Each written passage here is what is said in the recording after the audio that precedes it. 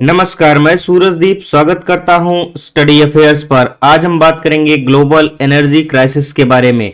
दुनिया में ही energy crisis को देखा या महसूस किया जा रहा है, बट इंडिया एक ह्यूज पॉपुलेशन कैरी करता है, जिसके कारण से इंडिया में इसका इम्पैक्ट जो है वो बहुत ही विजिबल है, क्योंकि इंडिया की 80 to 85% पॉपुलेशन जो है वो एलपीजी पर निर्भर है, और एलपीजी जो है वो मैक्सिमम इंडिया इंपोर्ट करता है मिडिल ईस्ट से।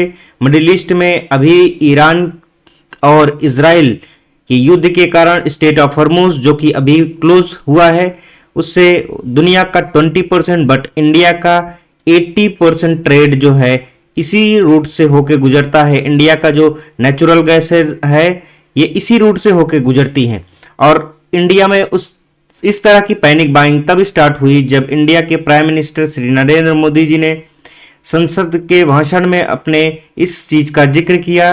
देन उनके जिक्र करने के बाद से ही इंडिया में इस तरह की पैनिक बाइंग स्टार्ट हुई। उनने अपने भाषण में जो चीजें कही हैं उसको हम थोड़ा सा एनालाइज करते हैं, देन हम उसके आगे के बारे में बात करते हैं। पश्चिमी एशिया की हालत चिंताजनक है। बीते 2-3 हफ्तों में जयशंकर जी ने और हरदीप पुरी जी ने इस विषय पर सदन को जरूरी जानकारी दी है। अब इस संकट को 3 सप्ताह से ज्यादा हो रहा है। इसका पूरे विश्व की अर्थव्यवस्था पर, लोगों के जीवन पर बहुत ही विपरीत असर हो रहा है। इसलिए पूरी दुनिया इस संकट के जल्द से जल्द समाधान के लिए सभी पक्षों से आग्रह भी कर रही है। अध्यक्ष महोदय, भारत के सामने भी इस युद्ध ने अप्रत्याशित चुनौतियां खड़ी कर दी हैं। ये चुनौतियां आर्थिक भी हैं, नेशनल सिक्योरिटी से जुड़ी भी हैं और मानवीय भी है। युद्धरत और युद्ध से प्रभावित देशों के साथ भारत के व्यापक व्यापारिक रिश्ते हैं। जिस क्षेत्र में युद्ध हो रहा है वो दुनिया के दूसरे देशों के साथ हमारे व्यापार का भी एक महत्वपूर्ण रास्ता है। विशेष रूप से कच्चे तेल और गैस की हमारी जरूरतों का एक बड़ा हिस्सा यही क्षेत्र पूरा करता है, और फर्टिलाइजर जैसी अनेक जरूरी चीजें हॉर्मुज स्ट्रेट के रास्ते से आती हैं।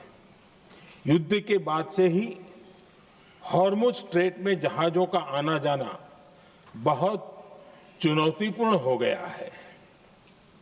बावजूद इसके हमारी सरकार का ये प्रयास रहा है कि पेट्रोल, डीजल और गैस की सप्लाई बहुत ज्यादा प्रभावित न हो।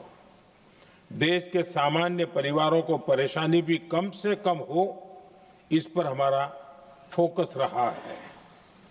हम सभी जानते हैं देश अपनी जरूरत की 60% एलपीजी आयात करता है। इसकी सप्लाई में अनिश्चितता के कारण सरकार ने एलपीजी के डोमेस्टिक उपयोग को प्राथमिकता दी है।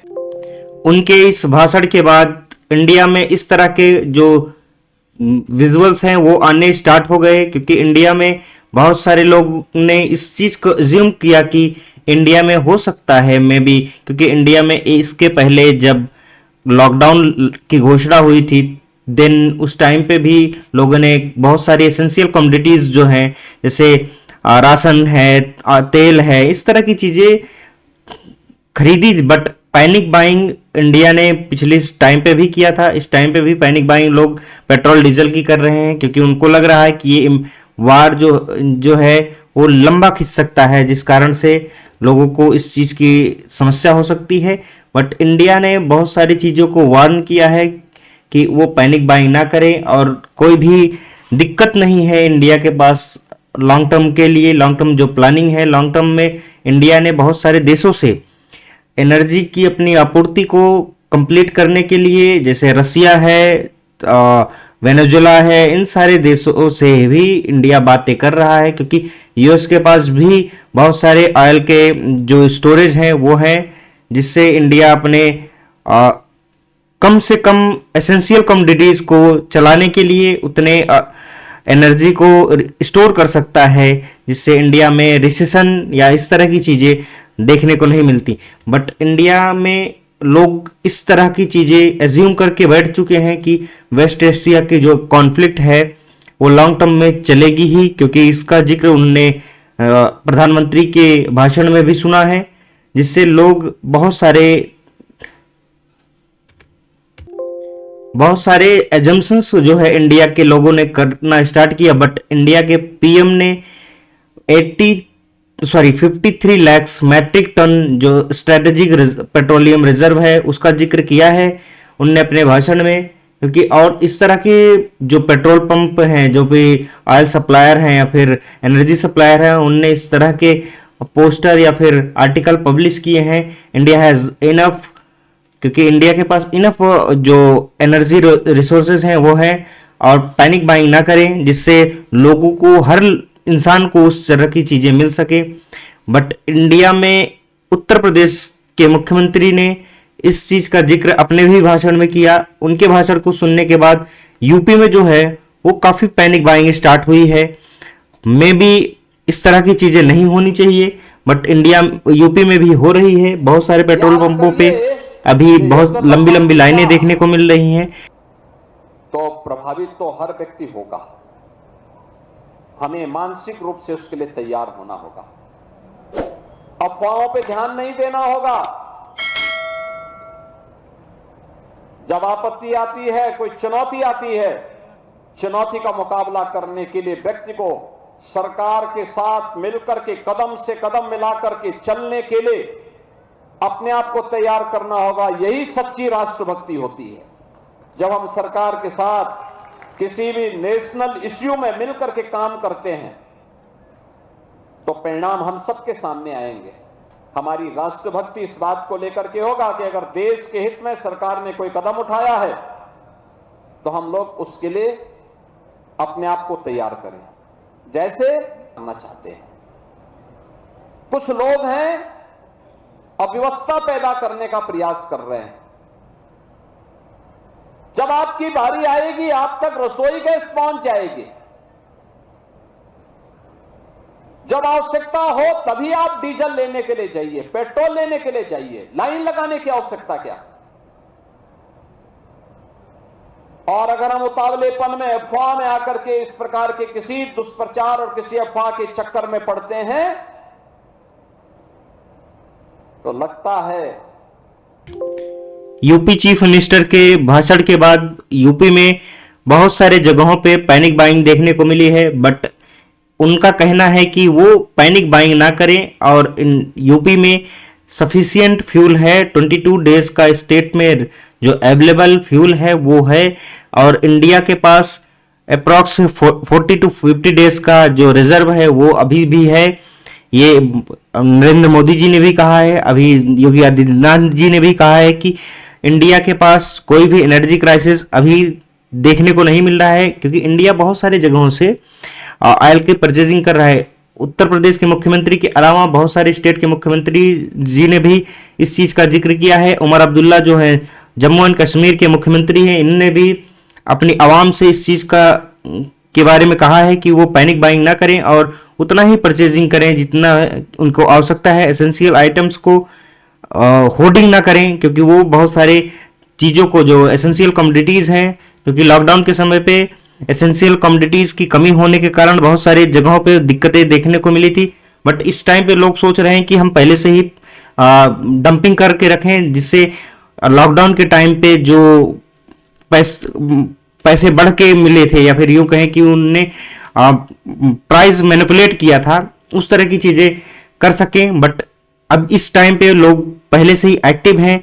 हमारे हर स्टेट के मुख्यमंत्री इस चीज़ को देखते हुए बहुत सारे जो है अपने गाइडलाइंस को जारी कर रहे हैं या फिर खुद भी लोगों से अपील कर रहे हैं कोई पैनिक बाइंग ना करें, क्योंकि इंडिया का एक सेक्टर है सेरेमिक सेक्टर जो इससे बहुत ज़्यादा इफेक्टेड हुआ है, क्योंकि जो गैस सप्लाई है इसके चोक होने की वजह से सेरेमिक इंडस्ट्री जो मोरबी में इंडिया की बहुत बड़ी फैक्ट्रीज हैं, मोरबी में जहाँ पे 80% इंडिया के सेरेमिक प्रोडक्शन है होता है, वहाँ पे इस चीज़ को देखने को मिला कि वहाँ के जो वर्कर हैं वो ऑलमोस्ट 4 लाख के आसपास हैं जिससे लिंक्ड हैं इस सेक्टर से, और इंडिया में इसका 8.1 बिलियन डॉलर का जो इंडस्ट्री है, ये 8.1 बिलियन डॉलर की इंडस्ट्री है। और इंडिया में 28 फरवरी के बाद से जब से ये स्ट्राइक लॉन्च हुई है तब से सप्लाईज जो है मोरबी के आसपास नहीं कम पहुंच रही है, जिस कारण से उसके जो भी मैन्युफैक्चरिंग है वो इफेक्टेड हो रही है, जिससे लोगों में इस चीज अपने काम को खोने का डर है, जिससे लोग अपने गांव जहां पे भी उनका रहने की स्थान था उस पे मूव हो रहे हैं। इस तरह के क्षेत्रों में जैसे अब हम देखने को मिल रहा है कि कोलकाता जैसे शहरों में भी लोगों को पेट्रोल मिलने की दिक्कतें हो रही हैं, क्योंकि बहुत सारे लोग पैनिक बाइंग स्टार्ट किए, जिससे टैंक फुल नाम की चीज़ें कि टैंक फुल करा लो, देन कब तेल मिलेगा कब नहीं मिलेगा, क्योंकि बहुत दूर दूर तक की लाइनें लगी हुई हैं, जिस कारण से लोग चाह रहे हैं कि वो एक बार लाइन में लगे हैं तो टैंक कम से कम फुल तो रहे। और बहुत सारे सोशल मीडिया पे जो रूमर्स फैल रहे हैं जिससे पैनिक बाइंग स्टार्ट हुई है। लखनऊ जैसे शहरों में नॉर्मल सिचुएशन है, बट लोगों ने इस तरह की अफवाहें फैला दी थी कि कहीं पर भी इस टाइम पे ऑयल नहीं मिल रहा है, जिससे लोग बहुत सारे पेट्रोल पंप पे अचानक पहुंच गए, जिससे कुछ स्टेशनों पर पेट्रोल जो है वो खत्म हुए।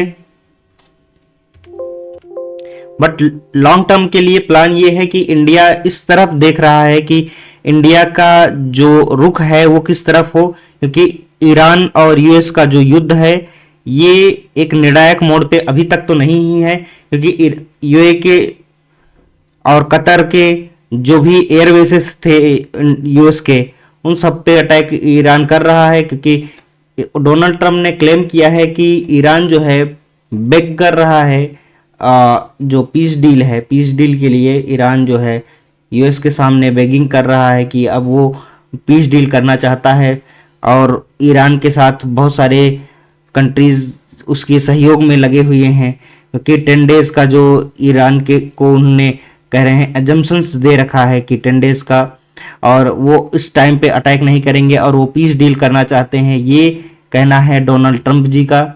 बट देखना है आगे क्या होता है, क्योंकि बहुत सारे पीस डील इस तरह की बातें कई बार निकल के आई इस बीच में, क्योंकि हिजबुल्लाह भी के फाइटर्स भी एक्टिव हो चुके हैं। अब हिजबुल्लाह भी इस एरिया में एक्टिव हो चुका है, क्योंकि इजराइल पर हिजबुल्लाह के ने साउथ सूडान या फिर इन जगहों पे कई जगहों पे ईरान के बिहाफ में उन्होंने अटैक किया है। हिजबुल्लाह के बहुत सारे कमांडर जो हैं पहले से ही एक्टिव थे इजराइल में, और उन्होंने अब प्रोएक्टिवली इस चीज़ में इन्वॉल्वमेंट स्टार्ट कर दी है। बट बहुत सारी जगहों पे ये आर्टिकल पब्लिश हो रहे हैं कि no intention of negotiation for now, क्योंकि इजराइल की तरफ से इजराइल नहीं, ईरान की तरफ से इस तरह के आर्टिकल जो है वो देखने को मिल रहा है, क्योंकि ईरान ने बहुत सारे जगहों से अपने लोगों को ऑलमोस्ट 2000 से 3000 के आसपास बच्चों, बूढ़े, बुजुर्गों की लाशों को देखते हुए ईरान ने इस तरह के स्टेटमेंट देना स्टार्ट कर दिया है। एंड कोई भी पैनिक बाइंग ना करें और सरकार के साथ खड़े रहें, क्योंकि सरकार हमारे लिए बहुत सारी जगहों से एनर्जी के रिसोर्सेज को इकट्ठा कर रही है। And thank you for watching, have a great day.